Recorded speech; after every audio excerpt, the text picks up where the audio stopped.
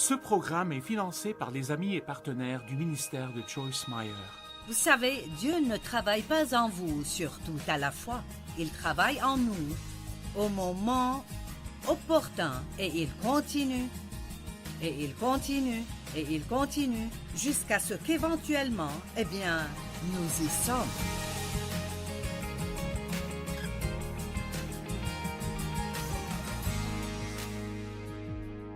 Merci de vous être joints à nous dans notre programme aujourd'hui. Et ce dont je veux vous parler aujourd'hui vous aidera vraiment à profiter plus de la vie. Je vais vous parler aujourd'hui d'être patient envers vous-même.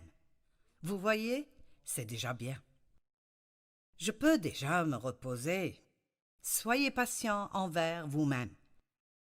Vous savez, la Bible dit que nous devons travailler notre salut. Non pas travailler pour notre salut, parce que le salut est un don gratuit qui nous est donné par la grâce de Dieu, que nous recevons par la foi. Nous ne pouvons pas nous sauver nous-mêmes, nous ne pouvons rien faire pour être assez bons pour mériter ce que Jésus a fait pour nous. C'est un cadeau, nous le recevons par la foi. Mais quand nous avons eu ce salut, quand Dieu nous a donné tout ce dont nous avons besoin, il l'a mis à l'intérieur de nous, mais la Bible dit que nous devons le travailler. Travaillez votre salut. Pas par vos propres forces, car c'est Dieu qui tout ce temps travaille en vous. Donc il parle de la maturité spirituelle ou de la croissance. Tout comme nos enfants grandissent, nous étions tous enfants, mais nous devions grandir, donc nous grandissons et mûrissons spirituellement. Philippiens 2, 12 et 13. Mes chers amis, vous avez toujours été obéissants, non seulement quand je suis présent, mais bien plus maintenant que je suis absent. Faites donc fructifier votre salut avec toute la crainte qui s'impose. Vous voyez, Dieu veut que ce qui est en nous soit fructifié dans notre esprit, et ensuite vu à travers nos corps pour que les gens puissent voir l'image de Christ qui brille à travers nous. La Bible nous dit, dans Romains 8, je crois, que nous sommes destinés à être transformés en l'image de Jésus-Christ. Cette image a été capturée à l'intérieur de nous, mais maintenant elle doit être amenée à la plénitude ou à fruition pour que les gens puissent voir Jésus qui travaille à travers nous. Nous devons être comme Jésus dans notre caractère. Si nous ne grandissons pas spirituellement, alors quoi que Jésus soit mort pour que nous l'ayons, nous ne l'aurions jamais vraiment. J'aime ce que j'ai lu récemment dans le livre de Billy Graham. Il a dit « Nous avons été sanctifiés », ce qui veut dire rendus saints et parfaits. Nous sommes en train d'être sanctifiés et nous serons parfaitement sanctifiés, ce qui veut dire glorifiés, quand Christ viendra pour nous prendre à notre demeure céleste. J'aime cela.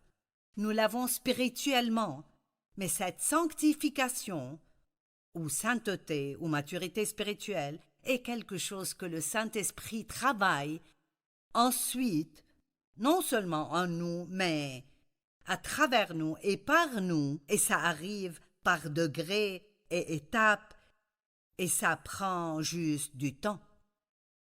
Et donc vous profiterez de la vie beaucoup plus si vous apprenez à être patient envers vous-même pendant que vous grandissez de gloire en gloire. Donc j'encourage toujours les gens.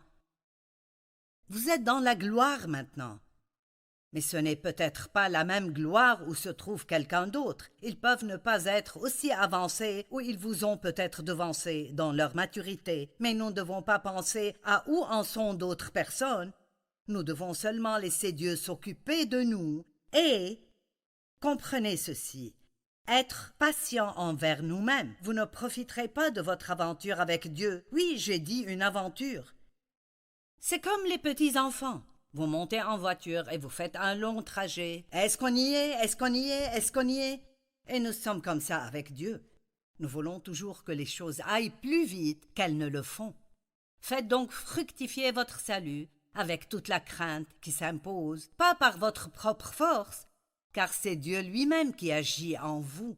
Donc, ce que nous essayons de faire est de coopérer avec le travail que le Saint-Esprit essaye de faire en nous, et la Bible utilise le mot « céder » assez souvent. Nous devons céder. Quand vous conduisez et vous voyez un panneau « céder », ça veut dire que vous devez céder le passage à d'autres voitures qui croisent votre route. Eh bien, nous devons toujours céder au Saint-Esprit à chaque fois qu'il veut que nous fassions quelque chose que nous ne voulons pas faire, ou arrêter de faire quelque chose qui est mauvais que nous voulons continuer à faire. Être obéissant à Dieu semble être dur parfois, mais c'est la meilleure chose que nous puissions faire, parce que c'est de là que la plénitude de la joie vient. Maintenant, la Bible dit dans Matthieu 5, 48, « Soyez donc parfaits comme votre Père céleste est parfait. » Ce verset mettait vraiment beaucoup de pression sur moi, parce que j'essayais si dur de faire tout comme il faut, et pourtant ça n'a jamais marché pour moi de tout faire comme il faut, et je suis sûre que vous êtes comme moi.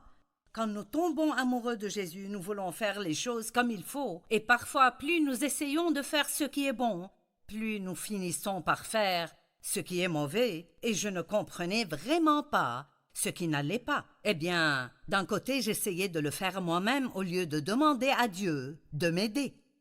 Mais je suis si reconnaissante pour la traduction amplifiée de Matthieu 5, 48, parce que voici ce que ça veut dire d'être parfait. Donc vous devez être parfait. Et écoutez, croître dans la maturité complète de la piété dans votre pensée et votre caractère, et donc atteindre la bonne mesure de vertu et d'intégrité comme votre Père céleste est parfait. Donc, soyez parfaits, continuez à grandir en Dieu et à coopérer avec le Saint-Esprit, et petit à petit, de gloire en gloire, il y aura des changements que le Saint-Esprit fera en vous, et chacun de ces changements vous aidera à être plus en accord, plus conforme à l'image de Jésus-Christ. Maintenant, j'aime utiliser cet exemple parfois, et c'est un exemple pathétique, mais nous allons dire que ce moule représente Jésus. Nous devons être façonnés à l'image de Christ. Eh bien, la parole de Dieu dit que si quelqu'un est en Christ, il est une nouvelle créature. Les choses anciennes sont passées et toutes choses sont devenues nouvelles. Donc, nous sommes comme une nouvelle argile spirituelle. En d'autres termes, toutes les choses anciennes sont passées et Dieu a une nouvelle toile qu'il commence, et il veut faire un travail parfait à l'intérieur de nous. En tant que croyants en Dieu, vous avez tous les fruits de l'Esprit en vous. Vous avez été rendus justes devant Dieu à travers Christ. Vous avez un cœur parfait envers Dieu, mais votre comportement n'est pas encore parfait.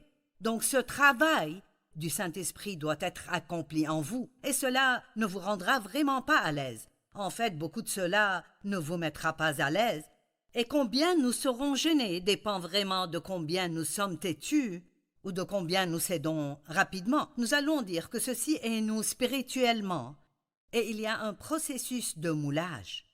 Il est écrit que nous sommes destinés à être façonnés selon l'image de Jésus-Christ. Si cette argile ressentait quelque chose, je suis sûre que maintenant elle dirait « Cela n'est vraiment pas confortable, arrête, arrête !» Mais Dieu ne peut pas s'arrêter. Il doit travailler pour que nous puissions devenir ce qu'il veut que nous soyons. Donc maintenant, je n'ai toujours pas exactement la bonne forme. Je dois continuer ceci juste un peu. J'y arrive presque. D'accord, maintenant. Wow! Maintenant, je peux être façonné selon l'image de Jésus. Mais, qu'est-ce qui arrivera là? Eh bien, je trouverai qu'il y a trop de moi pour prendre l'image de Christ. Donc certaines choses devraient partir. Peut-être que je parle un peu trop de choses dont je ne devrais pas parler. Donc Dieu doit travailler en moi, et cette partie de moi doit partir. Peut-être que mes pensées ne sont pas ce qu'elles devraient être, et elles me nuisent plus que je ne pourrais imaginer. Donc Dieu commence à travailler en moi concernant mes pensées, et cela doit partir. Ou peut-être que je suis pleine d'apitoiement sur soi et je perds des journées à m'apitoyer sur moi-même, et c'est la chose suivante sur laquelle Dieu travaille en moi. Vous savez, Dieu ne travaille pas en vous sur tout à la fois. Il travaille en nous au moment opportun, et il continue, et il continue, et il continue, jusqu'à ce qu'éventuellement, nous y sommes. Et vous savez, il faut une vie entière pour parfaire cela. Mais nous n'avons rien de mieux à faire que de travailler avec Dieu, de coopérer avec le Saint-Esprit pour être tout ce que Dieu veut que nous soyons. N'est-ce pas bon maintenant? Qui voudrait être tout ce que Dieu veut qu'il soit et est prêt à prendre sa croix et le suivre? Prendre votre croix ne veut pas dire que vous allez avoir toutes sortes de choses tragiques qui arriveront dans votre vie. Je crois que prendre la croix est d'être prêt à vivre une vie désintéressée qui n'est pas centrée sur nous, mais qui est centrée sur la volonté de Dieu. Ne soyez pas têtus, cédez. Soyez de l'argile qui est souple et malléable. Vous êtes une nouvelle créature. J'ai amené de la nouvelle argile parce que je ne voulais pas commencer avec de l'argile vieille, dure et sèche. Si quelqu'un est en Christ, il est une nouvelle créature. Il est une nouvelle argile spirituelle. Tout ce dont il a besoin, il l'a. Il a juste besoin de laisser le Saint-Esprit travailler en lui et se débarrasser de choses qui ne feront que lui nuire, mais il ne sait pas encore que c'est là ce qui arrivera. Maintenant, j'ai une caméra Polaroid ici. Donc, vous savez comment ces trucs fonctionnent. Disons que je prendrai une photo d'Amanda là-bas. Elle est derrière la caméra. Vous ne pouvez pas la voir, mais je peux la voir. Donc, je vais... Maintenant, j'ai pris Amanda en photo, mais ça prendra près de 10 minutes d'exposition à la lumière avant que je ne voie cette image. L'image de Christ a été prise à l'intérieur de vous, mais ça prendra plus que 10 minutes. Il faudra des années pour qu'on voie l'image complète de Christ à travers vous. Si je me mettais là pendant 10 minutes et je regardais ceci graduellement, très graduellement, je verrais quelque chose. Et au début, je dirais, qu'est-ce que c'est? Ça ne ressemble à rien du tout.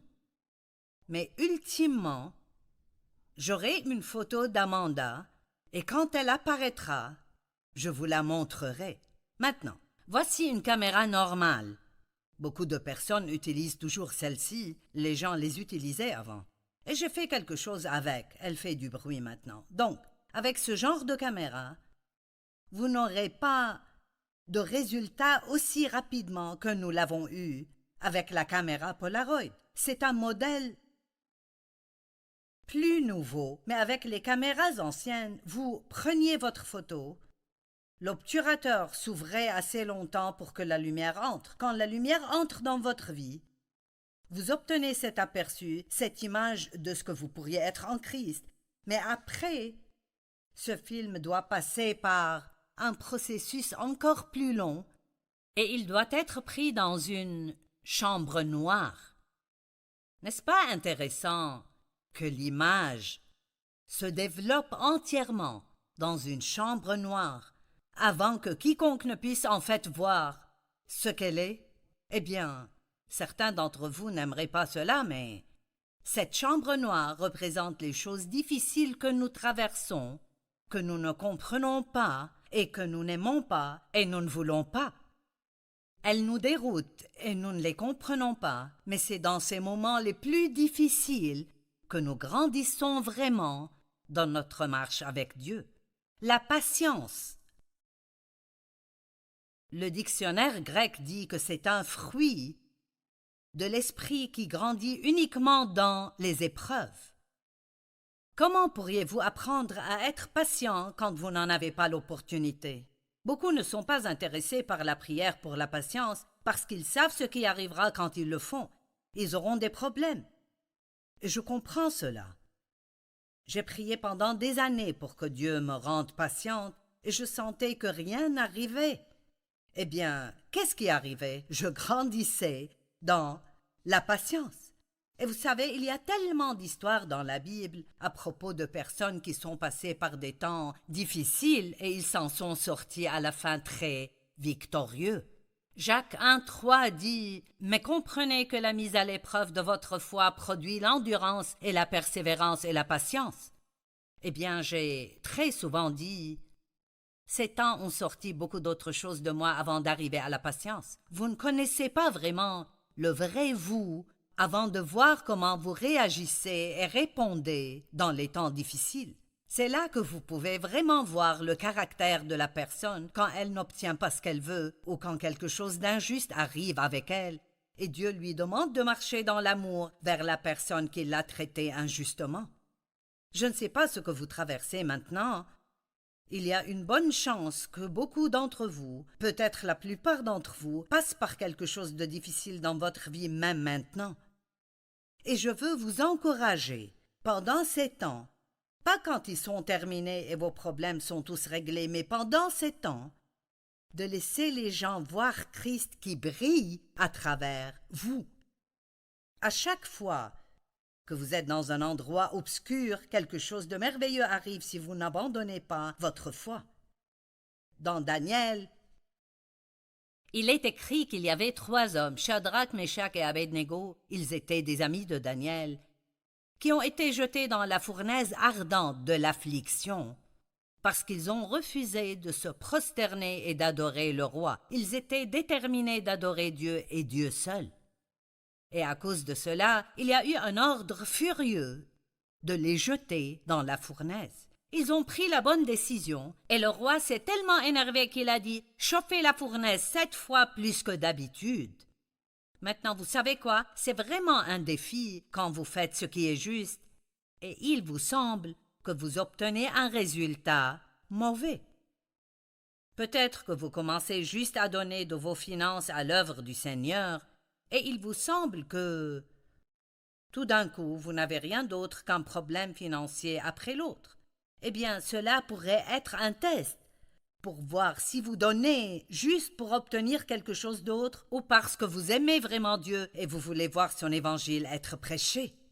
Donc, si vous persévérez et vous continuez à semer et à donner ce que Dieu vous dit de donner, vous récolterez au bon moment si vous n'arrêtez pas et vous n'abandonnez pas. Vous savez, nous ne sommes pas arrivés au problème que nous avons et nous n'avons pas détruit nos vies avec une seule erreur et nous n'en sortirons pas avec une seule bonne décision.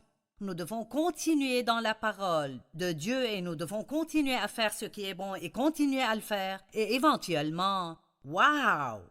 Tout d'un coup, nous ne sommes plus la personne que nous étions avant. Nous avons appris comment nous comporter comme Jésus se comporte.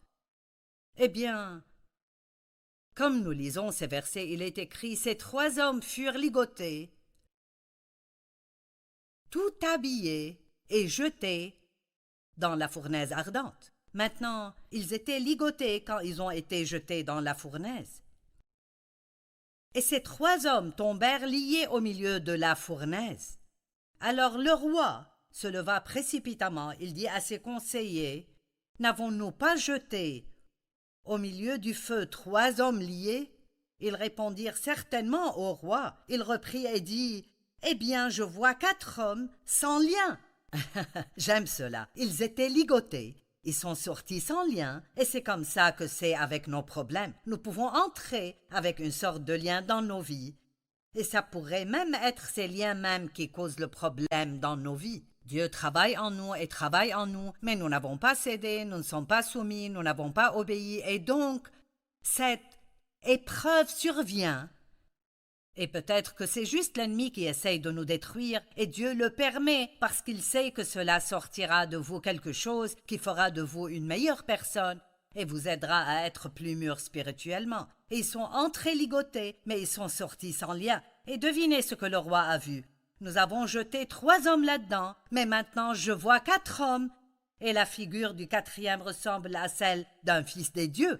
Vous savez quoi? Vous ne serez jamais seul dans les endroits sombres de votre vie. Dieu sera toujours là avec vous, que vous sentiez qu'il l'est ou non.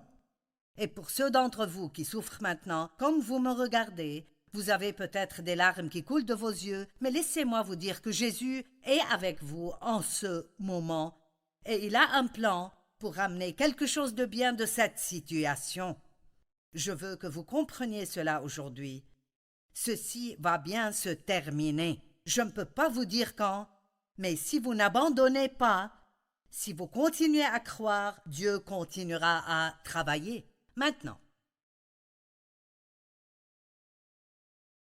Lamentation 3:6 dit « Il me fait habiter dans les ténèbres, comme ceux qui sont morts dès longtemps. » Psaume 94, 12 et 13, il dit « Béni, heureux, fortuné, enviable, est l'homme que tu disciplines et châties, ô Éternel, et que tu l'instruis par ta loi pour lui donner la force de rester calme au jour de malheur et d'adversité. » J'aime cela. C'est comme s'il disait « Vous passerez par des choses que vous n'aimez pas et passerez par des choses que vous n'aimez pas jusqu'à ce que vous appreniez à être calme durant ces temps. » Dieu veut que nous soyons si spirituellement mûrs que nous ne nous comportons pas différemment quand nous passons par des temps difficiles que quand tout va pour le mieux dans nos vies. On appelle ça la stabilité. Jésus n'était pas gêné dans la tempête. Il est resté en paix. Les disciples étaient perturbés. Ils avaient toujours besoin de grandir. Et j'aime ce verset.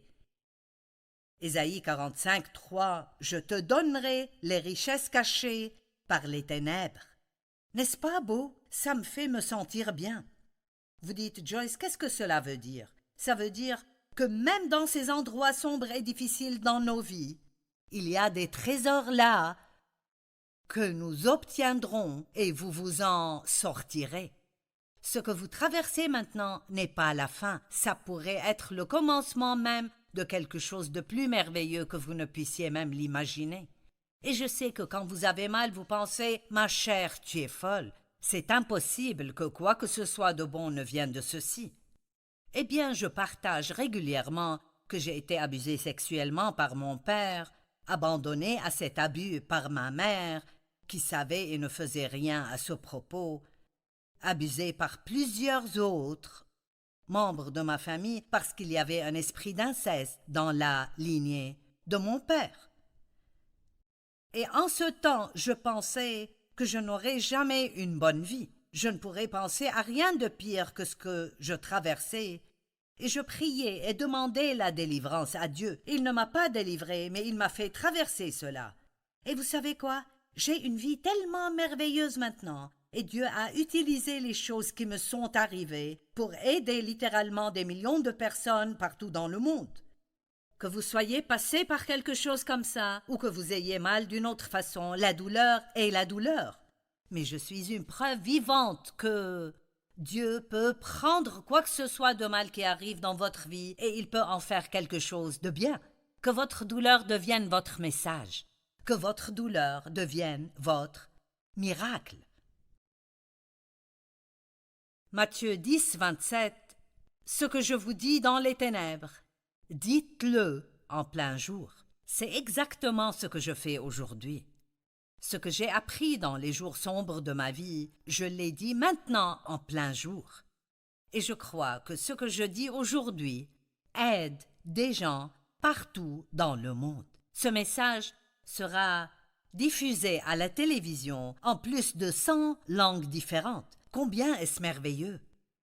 Je parle anglais, mais à travers la technologie et à travers des traducteurs, nous pouvons emmener ceci aux gens en toutes sortes de langues. Et vous savez quoi? Où que vous viviez sur cette terre, nous avons les mêmes genres de problèmes.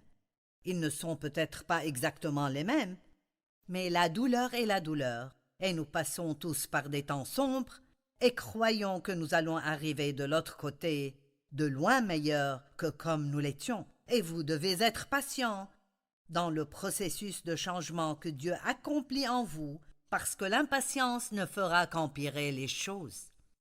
Eh bien, avons-nous enfin une photo d'Amanda? Oui, la voici. Aussi vrai que je me tiens debout ici, voici Amanda. Eh bien, Nous devons toujours sortir le film de celle-ci et de prendre à la chambre noire et le développer là-bas. J'espère que vous comprenez mes analogies ici de ce que Dieu essaye de nous enseigner. Dieu vous aime tellement et il ne laissera jamais rien arriver dans votre vie qui ne sera pas pour votre bien si vous continuez à lui faire confiance.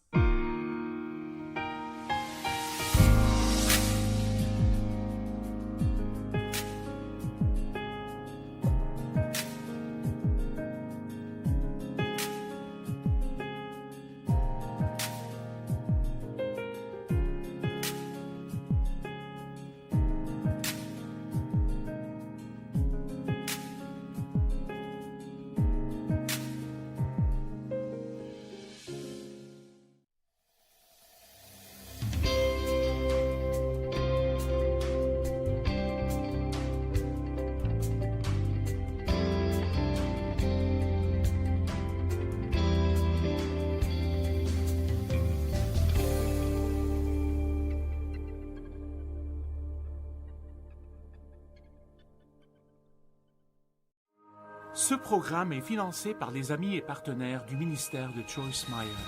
Ne précipitez pas ce que Dieu fait. Laissez-le prendre tout le temps qu'il faut et soyez patient. Profitez de là où vous êtes, en chemin vers là où vous allez.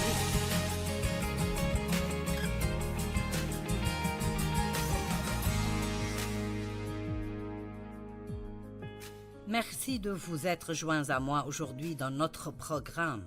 Si vous avez vu le programme hier, j'ai enseigné à propos d'être patient envers vous-même pendant votre croissance et de ce que Dieu fait une bonne œuvre à l'intérieur de nous quand nous sommes nés de nouveau.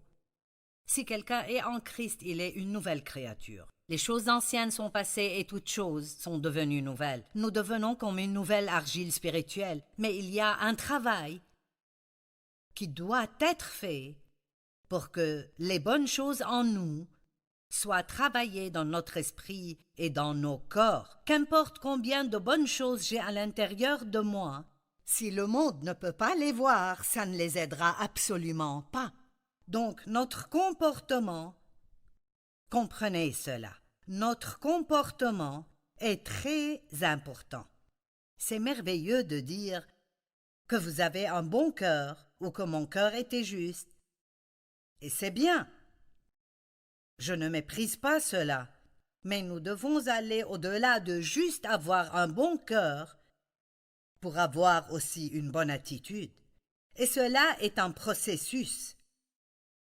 Ça prendra du temps. Et pendant que vous grandissez, vous pouvez profiter de là où vous êtes dans votre cheminement. Vous devez célébrer le progrès que vous avez fait et ne pas juste vous concentrer sur combien vous devez aller loin. Jésus a dit, quand il a quitté cette terre, qu'il enverrait le Saint-Esprit, et il a dit, « Il vous est avantageux que je m'en aille, car si je ne m'en vais pas, je ne pourrai pas envoyer le Saint-Esprit. » Eh bien, comment pourrait-ce être plus avantageux pour nous d'être sans Jésus? Eh bien, il était dans un corps humain et ne pouvait être qu'à un endroit à la fois. Mais le Saint-Esprit est esprit, et il peut vivre dans chacun de nous et travailler en chacun de nous, et cela en même temps. Je vais juste dire que je crois qu'il y a au moins 1 million de personnes qui regardent le programme télé aujourd'hui. Et vous savez, vous êtes tous dans un endroit différent. Certains d'entre vous n'ont même pas encore accepté Jésus comme votre sauveur.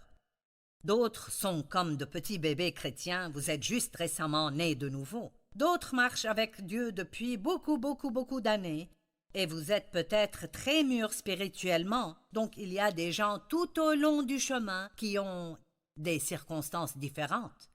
Et vous tous entendrez ce que je dis, mais vous l'entendrez différemment dépendant d'où vous êtes dans le Seigneur. Et l'une des choses que je veux vous dire dès maintenant est qu'il n'y a pas de succès instantané. Tout le monde veut commencer quelque chose et être un succès et que tout soit bon et magnifique tout d'un coup. Nous voulons tous tout avoir instantanément, du pudding instantané, un film développé instantanément, du café instantané, tout instantané. Mais vous ne pouvez pas avoir de maturité spirituelle instantanée. Vous avez le four à micro-ondes aujourd'hui, ce qui prenait peut-être des heures pour être fait dans le four peut être fait très rapidement au micro-ondes. Mais il n'y a pas de maturité spirituelle instantanée. Nous devons persévérer pour arriver. Deutéronome 7,22 dit que Dieu nous délivrera de nos ennemis peu à peu. Je n'aime vraiment pas ce mot « peu ». Je préfère de loin le mot « beaucoup ». J'aime de grand à plus grand, de plus à encore plus. Mais ici, il dit que nous allons vaincre nos ennemis peu à peu. Donc ce verset dans Deutéronome 7,22 dit « L'Éternel, ton Dieu, chassera peu à peu ces nations loin de ta face. Tu ne pourras absolument pas les exterminer promptement, de peur que les bêtes des champs ne se multiplient contre toi. » Maintenant, si je vois quel genre de leçon je suis supposé apprendre spirituellement, je crois que ce que Dieu veut que nous comprenions est que si nous avions la délivrance rapidement de tous nos problèmes tout d'un coup, nous serions tellement orgueilleux. Et qu'est-ce qui arrive quand vous êtes orgueilleux? Vous commencez à prendre la gloire qui appartient à Dieu pour vous-même. Et honnêtement, quand vous êtes délivré de quelque chose rapidement, vous ne pouvez pas comprendre pourquoi peut-être que ça prend aussi longtemps pour quelqu'un d'autre de faire ce que vous avez fait rapidement. Mon mari et moi, nous fumions tous les deux des cigarettes quand nous avons commencé notre marche avec Dieu. Eh bien, je ne crois pas qu'il y aura une section fumeur au ciel.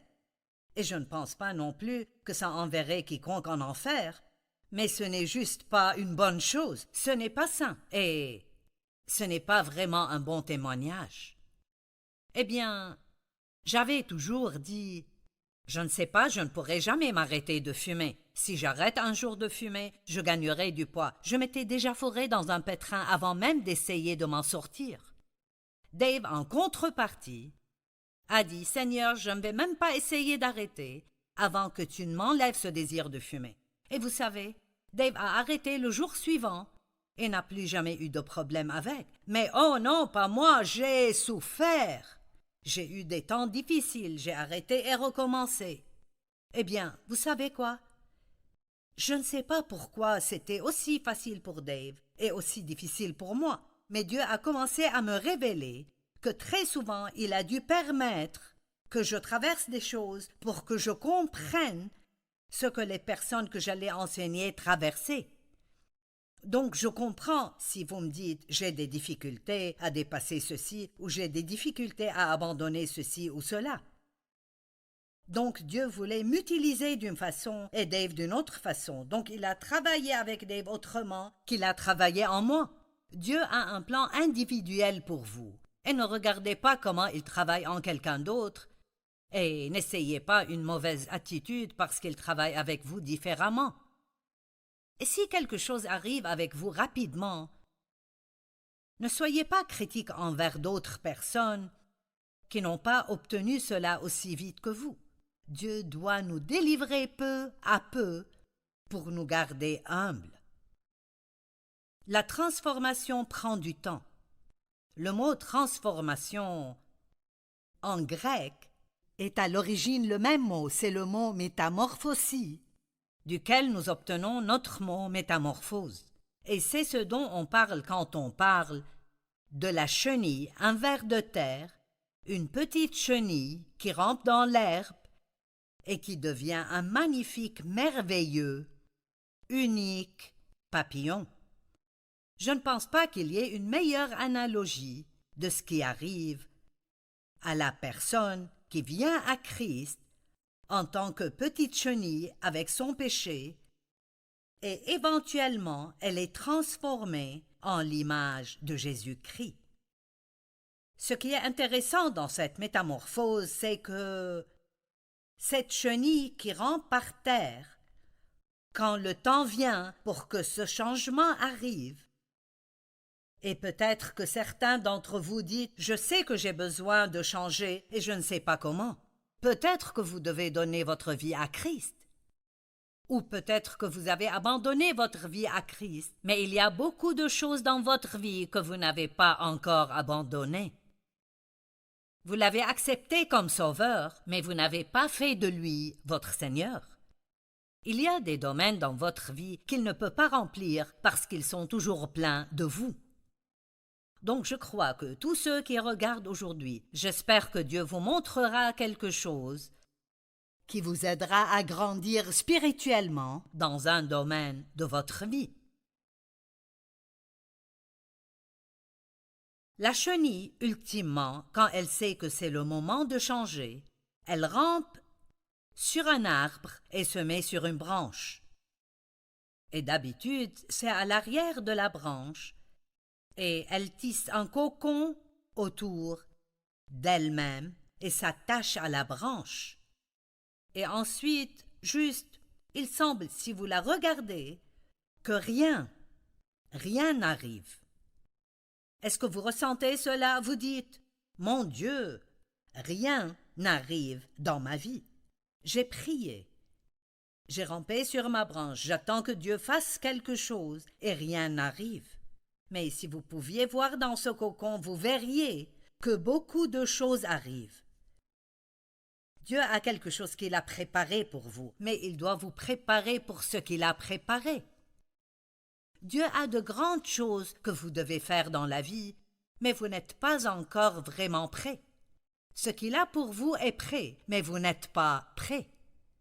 Invitez Dieu à faire dans votre vie ce qu'il veut faire et demandez-lui chaque jour de coopérer avec lui au lieu de combattre contre lui. « Oh Dieu, aide-moi à coopérer avec le travail que tu veux faire en moi. » J'ai même prié des choses comme « Dieu, s'il le faut, lie-moi à ton autel pour que je ne puisse pas m'éloigner de toi, qu'importe combien je voudrais m'enfuir. » Et il est dit que cette chenille se transforme complètement en liquide, ce qui est semblable à ce qui doit arriver avec nous parfois. Nous devons juste nous transformer en tout ce que tu veux, Dieu. Et ensuite, ce papillon commence à se développer. J'ai entendu une histoire à propos d'un homme qui a vu ce papillon se débattre dans le cocon pour essayer de sortir. Si vous le regardez passer par tout le processus, vous pouvez voir la difficulté comme il essaye de sortir du cocon. Et il a aidé le papillon, c'est ce qu'il a pensé, en ouvrant le cocon avant qu'il ne soit prêt. Allez, je veux que vous compreniez ceci. Et vous savez quoi? Le papillon est mort. Ne précipitez pas ce que Dieu fait. Laissez-le prendre tout le temps qu'il faut et soyez patient. Profitez de là où vous êtes, en chemin vers là où vous allez. Et ces jours où vous êtes très découragé, rappelez-vous que même si vous ne le voyez pas, vous ne voyez aucun signe de cela. Dieu est en train de faire un travail en vous. Philippiens 1,6 dit que celui qui a commencé en vous son œuvre la poursuivra jusqu'à son achèvement. Il y a une histoire dans la Bible sur la transformation. Nous l'appelons l'histoire du fils prodigue. Mais regardons cette histoire aujourd'hui. Jésus dit « Un homme avait 2 fils. » Luc 15, en commençant au verset 11. Le plus jeune dit à son père « Mon père, donne-moi ma part de l'héritage. » Et le père fit le partage de ses biens entre ses 2 fils. Maintenant, le fait même que ce garçon ait demandé sa part de l'héritage avant qu'il ne soit temps montre de l'immaturité. En ces jours, demander à votre père votre héritage alors qu'il est toujours en vie veut dire « si seulement tu étais mort ». Nous sommes si pressés d'obtenir des choses que nous ne sommes pas encore prêts à avoir. Tellement d'entre nous pensent que nous sommes prêts pour ceci, nous sommes prêts pour cela. Mais vous savez, vous êtes prêts quand Dieu dit que vous êtes prêts. Et quand il dit que vous êtes prêts, quand il voit que vous êtes prêts, il ouvrira les bonnes portes pour vous au bon moment. Et vous pourrez être un vrai succès, pas quelqu'un qui a eu un mauvais commencement et finit par être disqualifié. Quelques jours plus tard, le cadet vendit tout ce qu'il avait reçu et s'en alla dans un pays lointain. Là, il gaspilla sa fortune en menant grande vie. Eh bien, cela prouve où il était spirituellement. Quand il eut tout dépensé, une grande famine survint dans ce pays-là et il manqua du nécessaire. Alors il alla se faire embaucher par l'un des propriétaires de la contrée. Celui-ci l'envoya dans les champs garder les porcs. Eh bien, et il a eu très faim. Il est écrit, il aurait bien voulu apaiser sa faim avec les caroupes que mangeaient les bêtes. Ça alors, nous sommes allés de ce jeune homme qui vit dans un merveilleux domaine avec son père qu'il aimait beaucoup. Et je suis sûre qu'il y avait beaucoup de joie.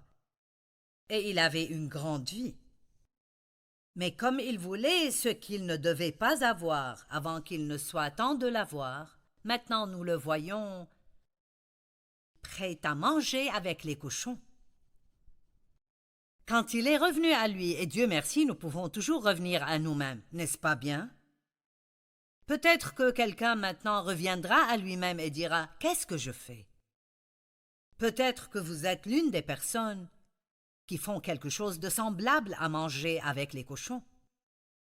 Et il est écrit, étant rentré en lui-même, il se dit, tous les ouvriers de mon père peuvent manger autant qu'ils veulent, alors que je suis ici à mourir de faim.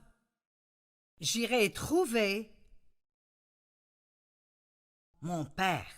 N'est-ce pas une bonne nouvelle que vous pouvez toujours retourner vers Dieu? Il vous attend, il veut que vous reveniez. Si vous vous êtes éloigné de lui, si vous serviez Dieu, mais vous avez choisi une vie de péché de nouveau, le diable essaiera de vous dire que Dieu ne vous reprendra jamais, mais il est un menteur, et Dieu attend que vous reveniez à lui. Il a dit, je lui dirai, mon père, j'ai péché contre Dieu et contre toi. Je ne mérite plus d'être considéré comme ton fils. Accepte-moi comme l'un de tes ouvriers. Il a été transformé de l'orgueil à l'humilité. C'est ce qu'un voyage qui a fini, comme le sien a fini, à vouloir manger avec les porcs, vous fera aussi. C'est ce que le temps dans un endroit sombre fera pour vous. Je te donnerai les richesses cachées par les ténèbres. Ce garçon était dans un endroit très sombre, mais ça a eu un résultat magnifique parce qu'il y est allé dans l'orgueil et est revenu dans l'humilité. L'humilité est une chose merveilleuse. Humiliez-vous sous la puissante main de Dieu afin qu'il vous élève au temps convenable.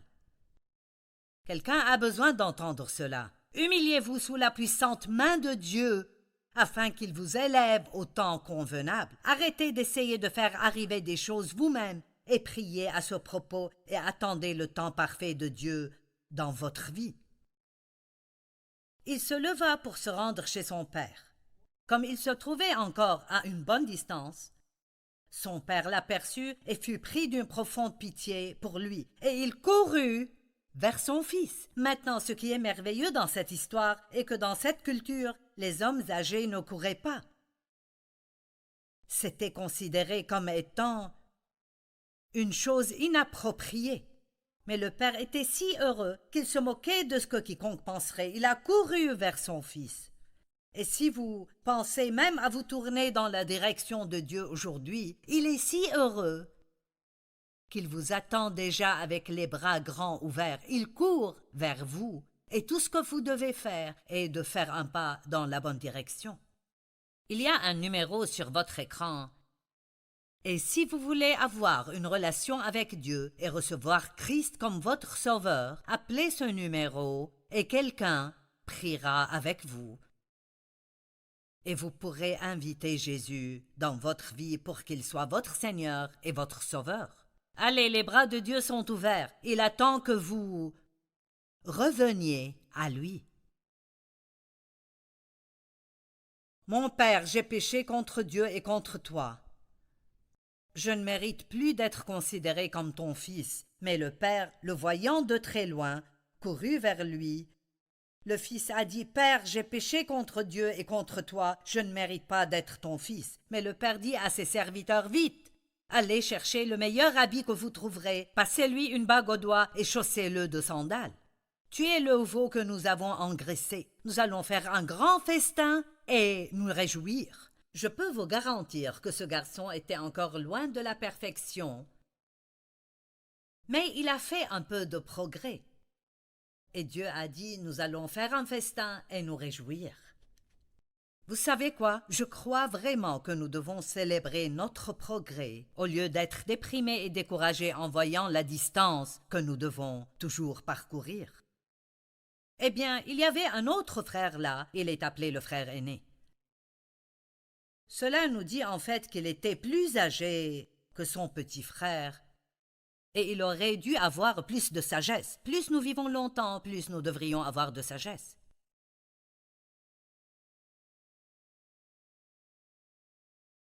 Il entendit de la musique et ça l'a contrarié.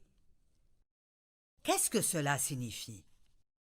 Et les serviteurs lui ont dit, c'est ton frère qui est de retour. Ton père a fait une grande fête, il a tué le veau gras.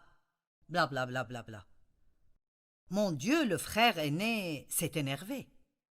Il est comme cette vieille personne religieuse amère qui veut que tout le monde travaille dur pour mériter quelque chose. Et il s'est énervé parce qu'il ne pensait pas que son frère méritait une fête. Vous savez quoi? Dieu fera des choses pour vous que vous ne méritez pas. Vous méritez le châtiment, il vous donne la miséricorde si vous la lui demandez. Donc le père l'a supplié de venir à la fête, mais il est écrit qu'il refusa d'entrer. Certains d'entre vous, à cause de mauvaises attitudes, il y a une fête qui arrive à laquelle Dieu vous a invité, mais vous restez à l'extérieur et vous dites « je n'entrerai pas » parce que peut-être qu'il y a quelqu'un à la fête et vous pensez qu'il ne mérite pas d'être là. Ne jugez pas les autres aussi rapidement. Quand Dieu bénit quelqu'un et vous ne pensez pas qu'il le mérite, vous n'avez aucune idée de ce qui arrive dans la vie de cette personne et vous devez être prêt à accepter ce que Dieu fait, pas ce que vous pensez qu'il devrait faire.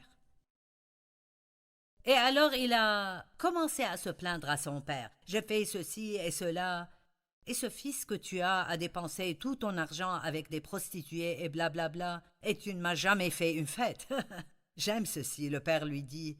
« Mon fils, tu es constamment avec moi, et tous mes biens sont à toi. Mais il fallait bien faire une fête et nous réjouir, puisque ton frère que voici était mort et qu'il est revenu à la vie. » Waouh! Ne manquez pas ce que Dieu a pour vous, parce que vous avez une attitude amère et rigide, un peu rancunière parce que les choses ne sont pas arrivées comme vous le vouliez, puis vous voyez quelqu'un d'autre. Et il vous semble alors que les choses sont vraiment faciles pour eux. Vous savez, tant de fois, c'est difficile pour les enfants aînés. Quand il y a un bébé dans la famille qui semble tout avoir si facilement et les choses étaient plus difficiles pour eux. Nous sommes passés par cela et vous aussi. Ne soyez pas comme ça. Soyez heureux pour les gens qui n'ont pas besoin de traverser ce que vous avez traversé et soyez heureux pour les bénédictions que Dieu leur donne dans leur vie. La Bible dit que nous devons continuer.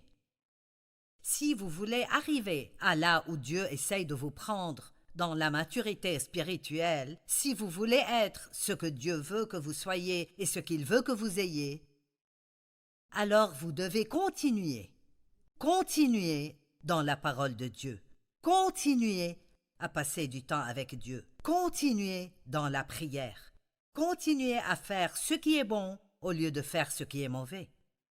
Galates 6, 9 dit « Ne nous laissons pas de faire le bien, car nous moissonnerons au temps convenable si nous ne nous relâchons pas. Jean 8, 31 et 32. Si vous demeurez dans ma parole, vous êtes vraiment mes disciples, vous connaîtrez la vérité et la vérité vous affranchira. Je peux vous dire, si vous allumez mon programme de temps en temps et vous le regardez, vous l'aimerez peut-être et il est là pour vous et je crois qu'il vous aidera. Mais si c'est possible pour vous, il vous sera bénéfique de le regarder chaque jour, jour après jour. Et si vous lisez la Bible de temps en temps, quand vous êtes désespéré, eh bien, c'est bien, mais vous n'aurez pas autant de temps désespéré si vous demeurez dans la parole de Dieu. Et une autre chose dans laquelle la Bible dit que nous devons marcher est de marcher dans l'amour de Dieu. En d'autres termes, tout le temps, rappelez-vous que Dieu vous aime. Vous savez quoi? Si vous voulez grandir en Dieu, vous devrez réexaminer vos priorités. Cherchez premièrement le royaume et la justice de Dieu, et toutes ces choses vous seront données par-dessus. Réorganisez les choses dans votre vie pour avoir beaucoup de temps pour Dieu, beaucoup de temps pour étudier la parole, du temps pour prier, du temps avec Dieu, du temps pour faire des choses pour d'autres personnes. Dieu a un merveilleux avenir planifié pour vous et il veut que vous soyez complètement transformés en l'image de Christ. Le Saint-Esprit travaille en vous et vous devez être patient et le laisser agir.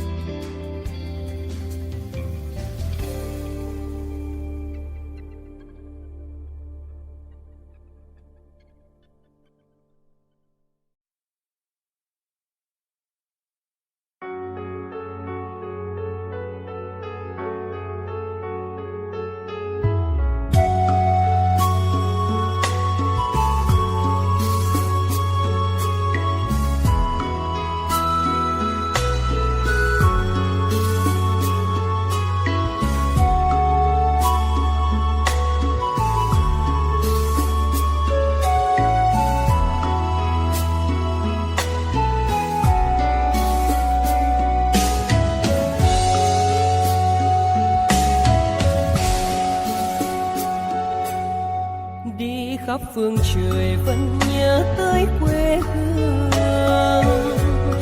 Người về đây thăm làng trù quê mẹ và làng sen quê cha, xúc động bồi hồi người rơi giọt lệ thương mái nhà tranh.